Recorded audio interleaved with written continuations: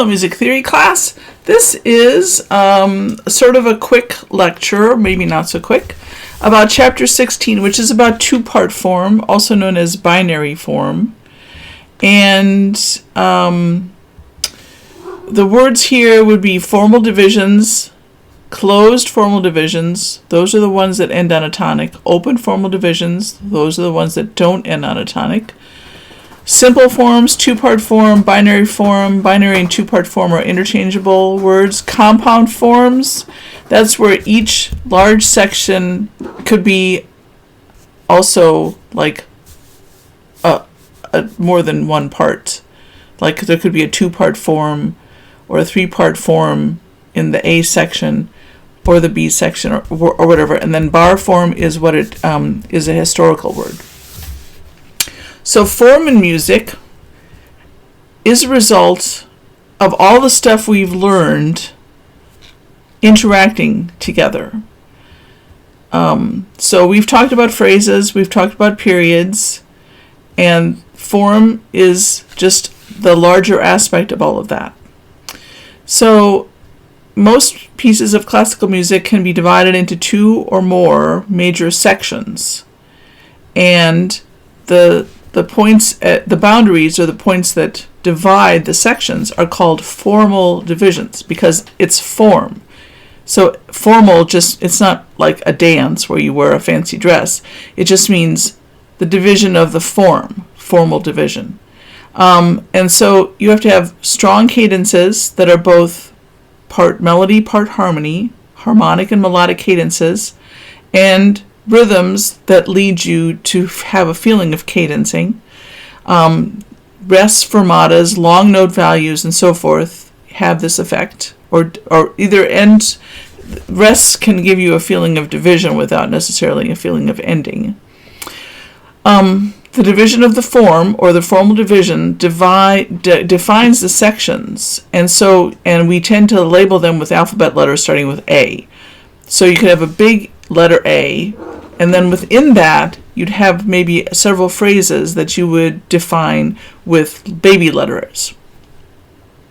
So when you repeat a section, you exactly use the same letter.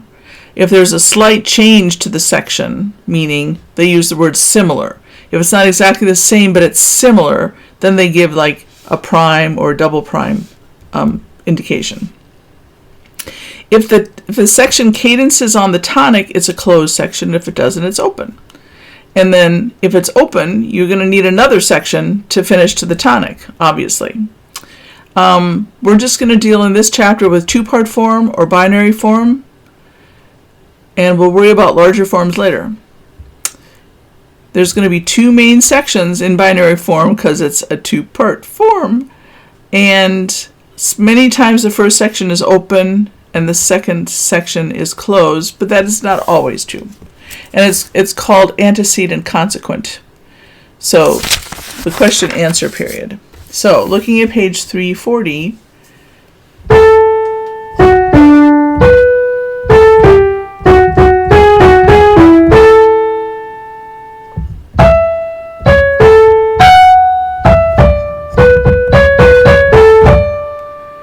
this is figure 16.1. It starts off in D major. It modulates to cadence on A major, which is cadencing on the dominant. Then the A prime section copies it transposes the melody, but copies the rhythm.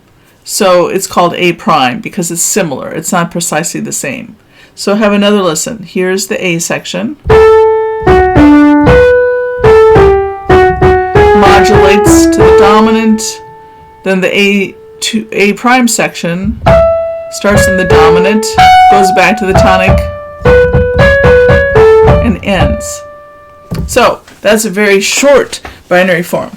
Here, the folk song Londonderry Air, they're showing you got a big A section and a big B section, and the big A section is made of little phrase A and little phrase A prime.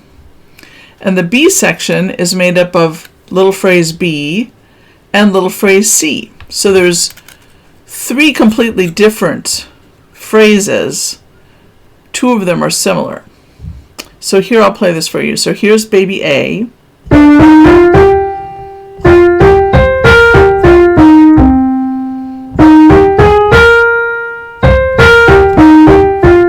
Now here's a baby A prime.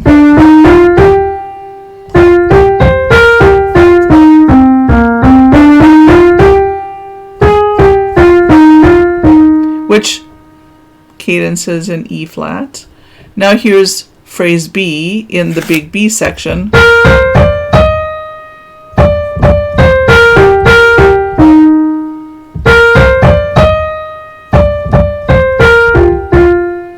That's an open. It doesn't end on the tonic. Here's the C section.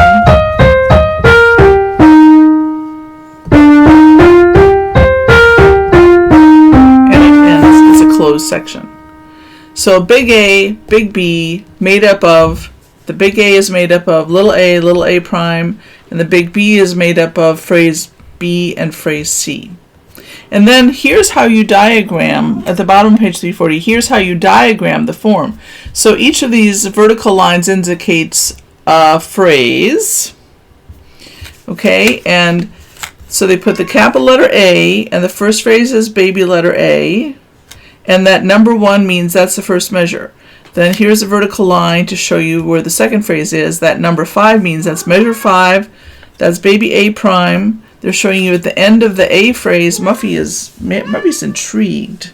She's probably going to jump up here and get in the way. It's a half cadence at the end of baby A and a perfect authentic cadence at the end of A prime. Then you've got the big B section, which has little phrase B at measure 9.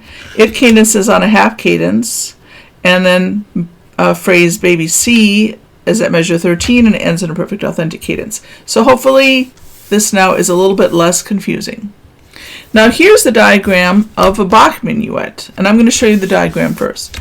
So you got, it's a binary form, big letter A, big letter B. The big letter A is made up of a baby A and a baby A prime, and the big letter B is made up of a B and a C. Doesn't always happen that way. And here's, they're showing you the measure numbers, and here is the key that it starts in. It goes to a half cadence, it ends on a half cadence. The B section starts in G minor. There's a perfect authentic cadence, and then it modulates back to B flat with a perfect authentic cadence. So I'll see if I can play this for you.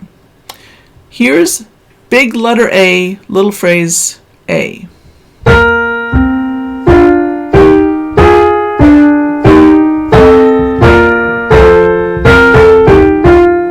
And that was a half cadence on F.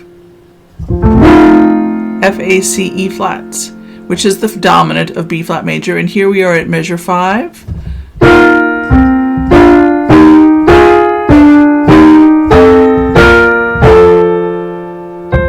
And that cadence is on F again, so that still is not that's still an open phrase. It doesn't have a closed, it doesn't end on the tonic. And then, I'm going to cough, the big B section has a completely different phrase, phrase B, baby B, and it starts on F.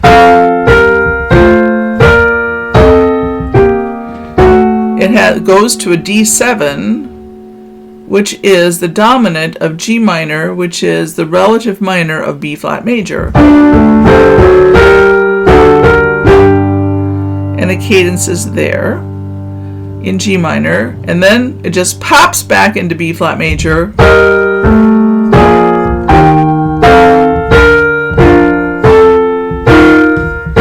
And cadences in B flat major.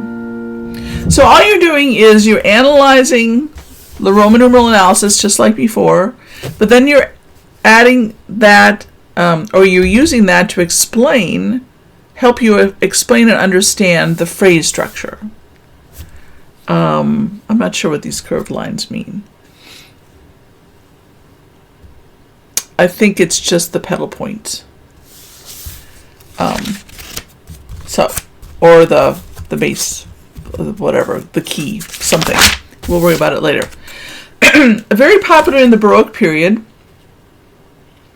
is the idea of reusing something from the A section in the B section. So in this one, this Haydn Minuet, and it's the formal analysis here.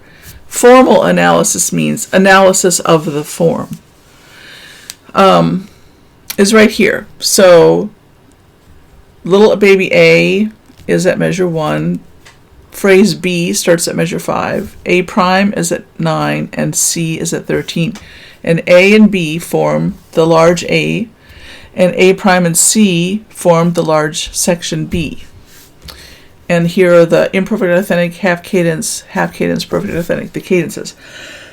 Got a little dry throat here. So here we are. One here. Oh, and then they're talking about motive X. So motive X appears as a unifying feature throughout, because here's motive X, and then here is a different motive, and then here's motive X transposed, and here's motive Y. So they're just showing you how these different motifs can tie something together. So here we go. Oh, I see. This is macro analysis, these curved lines. This is for the macro analysis, where they're just, instead of the Roman numerals, they're giving you the chords. So anyway, back to the beginning.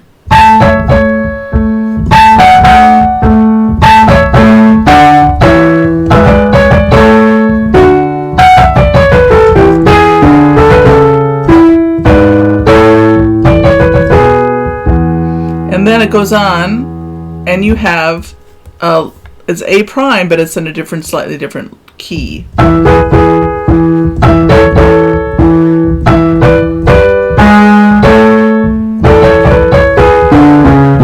And then a different phrase altogether.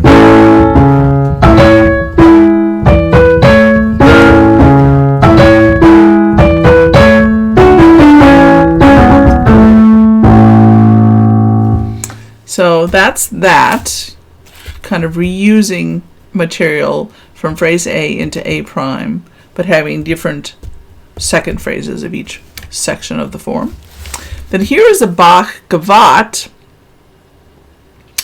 and it's big letter A, baby A prime,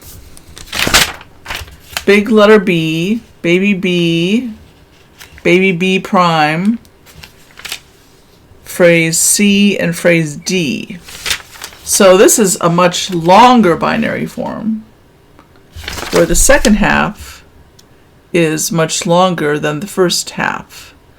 But there's a lot of motivic material that gets transposed and used over and over again. So here's motive X. This is derived from motive X, meaning they mashed it about a bit. And here's motive X again.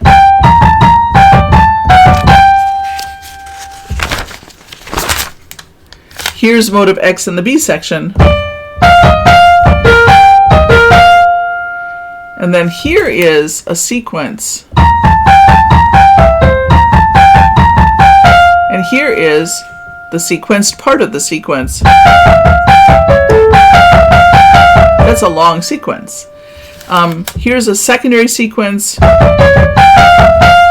and then here's something that is derived from motive X.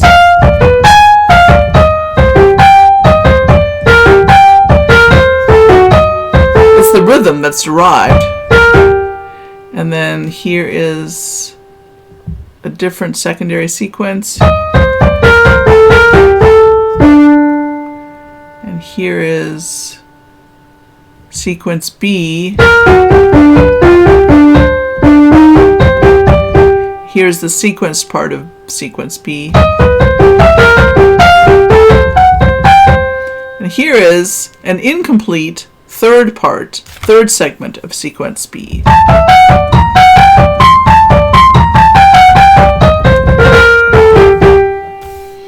Okay, and here, this is just the chart of that, and I'm going to play it for you. I'm going to go slow.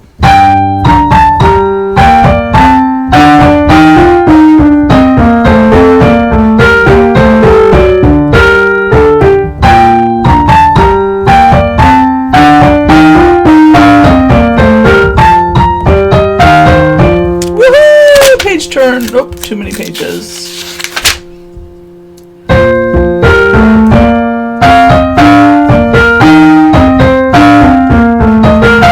I did wrong notes. I'll start here again.